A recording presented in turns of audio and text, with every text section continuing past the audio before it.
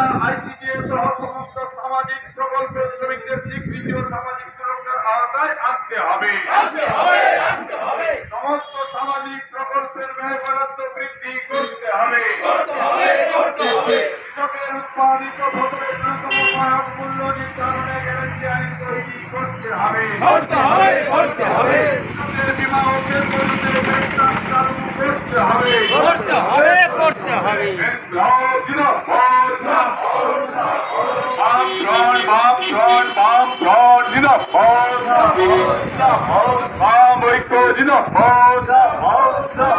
ভগবান পুদু নম্বর ব্লক বামফ্রন্টের ডাকে আজকে ভিডিও নিকট ডেপুটেশনে দলে দলে যোগ দিন। যোগ দিন ভগবান পুদু নম্বর ব্লক বামফ্রন্টের ডাকে